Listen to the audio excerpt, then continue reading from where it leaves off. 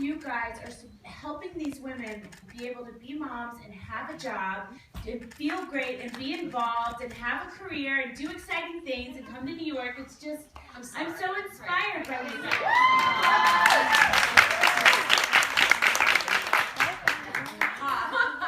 I get it. No, but I just want to say, and you guys are also patient for waiting, but you have to know that Jennifer also is so kind and is stopping and giving autographs to people on the street as she's walking in here. And she doesn't want to say no to anybody, so that's just a testament to who you are. She says no to people. No, Meredith does. No, but let's talk about this movie, because that's what we all just watched. It was so beautiful, and there's so many messages, and we have some kids here. My own daughter came. It's tough to watch in some moments. She closed her eyes. We don't like needles, but out of all the projects you get, and you get a lot of scripts, and I'm sure your agents get a lot of scripts, how did you decide to do Miracles from Heaven?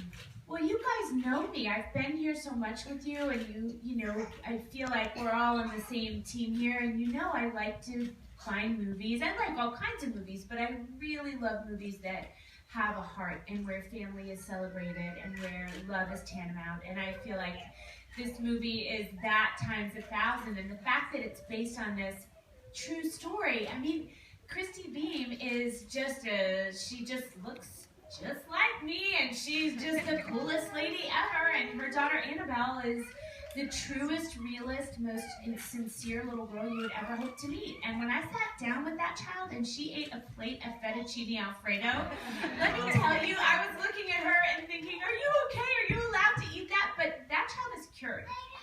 She's cured. And did it make a difference for you jumping on board this film because she was okay? I don't know. I was so invested in the journey. The miracle at the end actually wasn't as important to me as the story of the mom advocating for her daughter. We all need advocates. We need people to say, let's make sure we're getting the best treatment possible. Let's make sure that there's no stone unturned. How can I make this easier on the person I love, or more effective or better? And I feel like Christy did that in spades. And how did filming this every day and then being with your children, how did that impact you? Because it's really tough. I mean, it's tough subject matters. I don't want to say it's dark because it is uplifting and there are so many positive messages, but I mean, to be able to be in those moments during the day and then come home, how do you like separate the two? Well, when you're shooting something like this, the whole day you have kind of a flutter in your gut that you know this scene is coming. The little girl who played Annabelle, how beautiful is Kylie? She's really special. I mean, I love that little girl, and let me tell you, she is something special. You will see her again. But Kylie and I, we would say, oh gosh, I have a flutter just knowing what we have to do after lunch. Today, you know, I'm thinking about tomorrow. I can't stop thinking about it. I'm so nervous. Because as many times as you do emotional scenes, and I've been doing this for 20 years in front of people, you know, professionally, and I still am not sure it's going to work. You don't quite know how it's going to go. You can't, at least I can't. I think there probably are actors who have this gift. I don't. But I can't quite, I don't know, control how my emotions are going to run or where they're going to take me or when I'm going to feel like, oh, I've actually had my good cry. Now it's time for my close-up. Too bad, because I'm all cried out. I couldn't be happier. I'm ready for potato chips. But the thing that was overwhelming to me was the sense of gratitude I had at the end of every day. As you can imagine, living with this subject matter, I was very aware at the end of the day that I was going home to healthy children. But let's also just really remember, and I think it is so important to keep this in mind, the miracle of medicine. It is not just chucking your kid into a tree. Medicine is a miracle. Right, so please don't do that at home. So please don't do that at home. This was a miracle. Yes, right. This was an unusual, that's why there's a book and a movie, but medicine is a miracle. Friends are a miracle. Girlfriends are a miracle. Wine is a miracle. Yes, it is. Yes, it is. It's a miracle. A sunrise is a miracle. And that is, I hope if you can take anything with you from the film, I know that Christy would have so much to say if she were here. She would love you guys. But she would be saying, please take encouragement. I did not see the light. I did not see the end of the tunnel. I could not see what was around me. My head was down and I was in despair. And there was something guiding me through it. And, and it was beautiful. Now, I know this is a private question, but religion-wise, because this was a family that was very involved in faith and praying, do you feel now that you will be more invested in your faith and spirituality because of this? Because there's a lot of that in the film. I mean, I kept thinking to myself, I got to go see my rabbi. We're wine. I'm going to synagogue Friday night after this one. You know what I mean? Yeah. When it made me think about, because I grew up going to church, and so that was all, I was very comfortable. Everyone said, oh my gosh, it's a faith-based movie. Are you okay with that? And I felt like, yeah, I actually really am. I know people like this, and I did grow up in a family where this was, very comfortable. What I'm not so comfortable is talking about it, and this movie has forced me to do that, so that's probably a good thing. That's okay. No. I mean, exercise. Yeah. But what it did to me was make me aware that my parents had given me a gift. Because when I've gone through anything hard in life, I have had a sense of something to fall back on. There's a floor under my feet. And I just assumed that my kids would, receive that by osmosis. Because it is so strong in my family and my sisters and me, and they've all been baptized at my church in West Virginia, and we go to church whenever we're home in West Virginia, so I just felt like, well, they're going to get it. And I did this movie where it was so much part of our conversations, as you can imagine, and I realized I'm taking this for granted. I actually, even if they rebel against it later, I need to give them something to rebel against. I need to, just for myself, as my parents' daughter, I need to take responsibility for engaging in this part of bringing my children up. And I think I had been, frankly, lazy about it.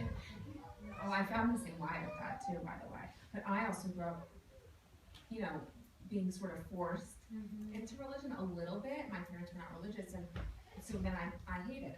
So I haven't done it with my kids, but now we do it a little. And I think as you get a little older also, and your kids are a little bit older, it's easier to appreciate when you need it. It's tricky. You don't always, they're not always going to embrace it. I think my family was really hungry for something, for some answers, for some, for something. So for us, it was the right time, the right thing, everything about it was just an easy, the first church we went to was an easy fit immediately, great community. So for us, that was easy, but I just think you have to go with what you have in front of you, like all of parenting, right? Who knows? I mean, they tell you let your kid cry it out, and you're like, this one, I think, no. I think, yes, no, you just have to go with your Parent for the child. Yeah. How much time did you spend with Chrissy? A lot. A lot. And so, was it very important to, as an actress, right, you want to be able to give your own gifts and your own feelings and emotions, but how much of this film was completely, I don't want to say reenacted, but these exact moments of what she did and what you portrayed? Well, in real life, and sorry because if I'm talking too much, you all can I think we all want to hear you talk. Okay. Meredith, tell us, right? In real life, this happened over a 4-year period, and obviously we condensed it to make it into a movie because Kylie is her age, so it's tricky. But but there were specific moments. The moment in the hospital room where Anna says, "I want to go to heaven." That's verbatim. That is a hard scene, and that little girl shooting that scene, and the fact that little Annabelle, that really happened. She's such a brave kid. The doctor telling her, yes. That's a big moment for a syndrome. Yes, it really was. It really was. There were several moments that are quite true. The different doctors talking, her finally saying, hang on a second, I know that you're not right. That was very true. And I know that for Christy, it's hard for her to watch the movie. And I was hanging out with all 3 Beam girls the other night. And Abby said to me, the oldest, and she's 16, she just got her driver's license. And she said, Jen, I was at the premiere in LA, and I just thought, I'm going to look at my phone. I'm going to look at the wall. I can't watch it again. I can't relive this moment. Have your kids seen it? Yeah. I don't know. What do you guys think? I feel like Yes. I think did kids, did you like it? Lily, did you like it? Yeah. But I feel like for my kids to see me be that emotional, I don't know. It feels, for me, for my 7-year-old, maybe my 10-year-old, I think she is so connected to me that Later. yeah, later. Let me know, what do you think? Am I crazy? Parent your kid, right? I mean, I think the movie is absolutely accessible to kids, and I had friends bring their kids to the premiere who were my daughter's friends. They haven't found out yet, but I just felt like until I can sit with them and help them process watching me be that sad and scared and upset, And then maybe it's not the right time. Later. I just think the messages, I want to go back to some of the messages, how a mother just knows. Like, I'm not leaving this hospital until I know. And getting on an airplane, I mean, I would have been on an airplane a week prior to when she got on that airplane. I just think that's so important. It's just an important message for people to see and know, because you're told no and you're going to listen to these doctors and moms are always right. Yeah, I'm just saying, I love that message. There's that fighter instinct in a mom that they just know and they have to listen to their gut. And I think so many times there's so many mixed messages from so many doctors and they don't want to take a stand, or they can't. I mean, the fact that you had to wait to see a doctor, it made me crazy. It was such a crazy Just so you know, Dr. Nurko in Boston, the real Dr. Nurko, his clinic has more than doubled in size, and his wait list is down to 3 months. Just so you know.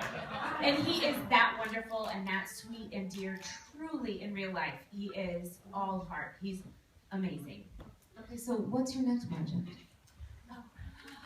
I play the worst mom in the world. You guys are gonna leave the kids at home for this one. It's so bad. It's a little tiny independent, and I just let it all hang out. Nice change, by the way. Actually, it's really nice. She is horrendous. And it's really fun. It's called Tribes of Hell's Paradise. I have 1 day left of shooting on Friday, and then I am